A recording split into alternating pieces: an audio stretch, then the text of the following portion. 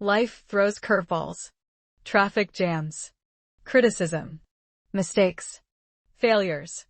Heartbreaks. Accidents. You can't control most of it, that's the 10%.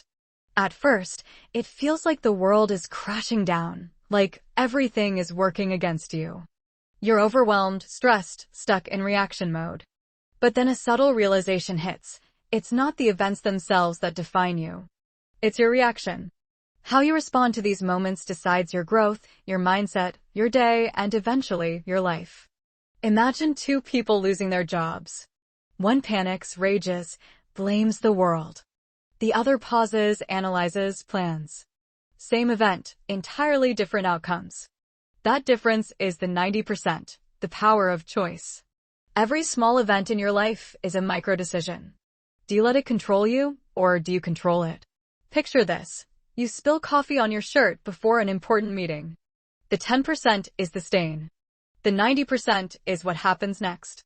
Do you spiral into anger, snapping at everyone around you, arriving flustered and unfocused? Or do you take a breath, change shirts, arrive 10 minutes late but composed, and handle the meeting with clarity? Same coffee stain. Two completely different days. Or think about receiving harsh criticism. The 10% is the word someone said. The 90% is whether you let it destroy your confidence or use it as fuel to improve. Whether you spend the week bitter and defensive, or whether you extract the truth from the noise and grow stronger. The person who masters the 90% doesn't avoid pain, they transform it. They don't pretend hardship isn't real, they choose how it shapes them. They understand that while they can't stop the rain, they can decide whether to dance in it or drown. Erase what most people miss. Reaction is a skill. It's not automatic. You can train yourself to pause before responding. To ask, what can I control here?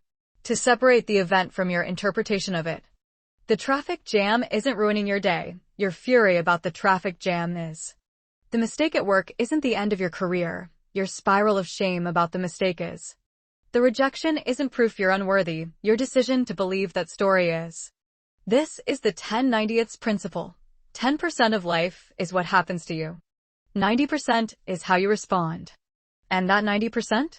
That's where your power lives. So the next time something goes wrong, and it will, remember, the event is small. Your response is everything. You can't choose what life throws at you, but you can always choose what you throw back. That choice is your freedom. That choice is your strength.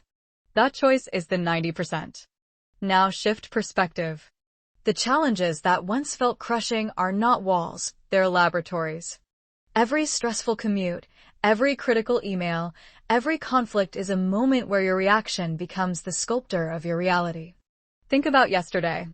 Maybe someone cut you off in traffic. Maybe a coworker undermined you in a meeting. Maybe your partner said something that stung. In each moment, you stood at a fork, react from instinct or respond from intention. Most people take the first path without realizing it. The anger rises, the words fly, the day derails. But what if you paused? What if, instead of matching energy with energy, you chose differently? That's where transformation lives, not in avoiding hard moments, but in meeting them with deliberate choice. Reactions shape habits, and habits shape life. Choosing calm over panic, strategy over despair, patience over frustration gradually rewires your response patterns. That's emotional intelligence in action. You start seeing events not as threats, but as training ground. Picture this. You receive harsh feedback at work. Your first instinct screams to defend yourself, to explain why they're wrong, to prove your worth. But you pause. You breathe. You ask clarifying questions instead of building walls. You extract what's useful and discard what's noise. That single deliberate choice does something profound. It saves you hours of rumination. It builds trust with the person giving feedback. It strengthens your ability to separate criticism from identity. And most importantly, it teaches your nervous system a new pattern. You are not fragile. You can handle truth without breaking. Now multiply that moment by 1,000. Every time you choose response over reaction, you're making a deposit. Not into some cosmic karma bank, but into your own nervous system. Into your reputation. Into your capacity to handle what life throws next. Your reactions compound. A single deliberate choice to stay calm today might prevent a ruined relationship tomorrow. Choosing curiosity over defensiveness this week might open a door next month. These small, conscious responses accumulate into something larger, a life defined not by what happens to you, but by the mastery of how you meet it. This isn't about suppressing emotion or pretending pain doesn't exist. It's about recognizing that between stimulus and response, there's a space. And in that space lives your power. So the next time something goes wrong, remember, the event is just the opening line. You get to write what comes next. Consider the small, everyday scenarios, a rude comment from a coworker, an unexpected delay, a family disagreement.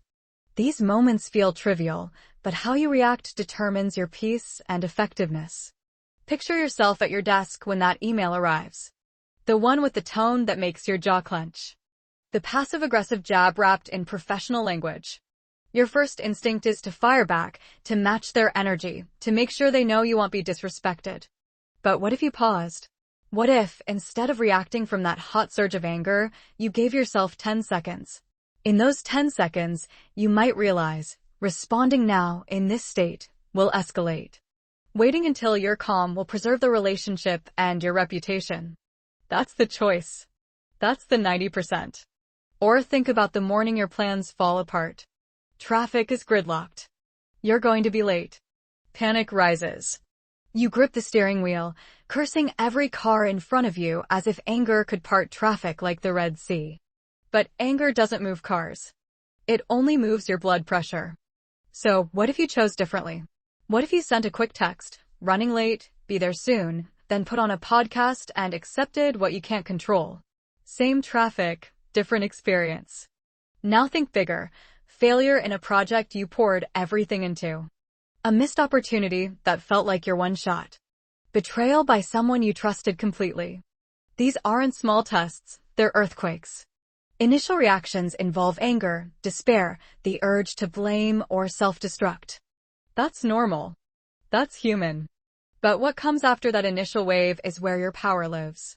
What if you approach these moments with curiosity instead of judgment? What if you asked, what can I learn? How can I respond better? What does this reveal about what I need to change? Not in some toxic positivity way where you pretend pain doesn't exist, but in a way that transforms wreckage into raw material. Life is full of these moments, an endless series of tests. Some are pop quizzes. Some are final exams. Each time you respond intentionally instead of reactively, you strengthen the 90% of life you can control. Every misstep, every challenge, becomes fertile ground for growth rather than a trap. Not because bad things stop happening, but because you've trained yourself to meet them differently. The event is the 10%. Your response is the 90%. And that 90%? That's where you build the life you actually want to live. This is the takeaway. Your reactions define your life. You can't change the 10%, but you can shape the 90%. Stop letting the world dictate your mood, your energy, or your success. Think about what this means in practice. Every morning, you wake up with a choice that most people never consciously make. Before the first email, before the first conversation, before the first problem, you get to decide who you'll be today. Will you be the person who lets a spilled coffee ruin 6 hours? Or the person who cleans it up and moves on in 3 minutes? Will you be the person who carries yesterday's argument into today's meeting? Or the person who shows up present and focused? Will you be the person who interprets every setback as proof they're failing? Or the person who sees each obstacle as data for better decisions? These aren't personality traits you're born with. They're skills you build through repetition. Every time you pause before reacting, you're training a muscle. Every time you choose response over reflex, you're rewiring a pattern. Ask yourself daily, how will I respond today? Not as some philosophical exercise, but as a practical strategy. Before the chaos hits, decide what kind of day you're building. Will you let anger, fear, or frustration control you? Or will you choose calm, clarity, and constructive action? The latter doesn't just improve a single day, it transforms your habits, your relationships, your entire life trajectory. Because haste what compounds. The person who stays calm in small crises becomes the person others trust in big ones. The person who responds thoughtfully in conflicts becomes the person others want to work with. The person who extracts lessons from failure becomes the person who eventually succeeds. Life will always throw challenges your way. That's inevitable. You'll face betrayal, loss, disappointment, failure. The 10% is relentless and indifferent. But your response? That's yours to command. That's where your agency lives. That's where your freedom exists. Master your response, and you don't master the world around you, you master yourself. And that's the only mastery that actually matters. The 10% might be unpredictable, but the 90%? That's your power. That's your canvas. That's where you paint the life you want to live, one reaction at a time. So start now. Not tomorrow. Not when things get easier. Now, with whatever small challenge is in front of you today. Your response is waiting. Choose it wisely.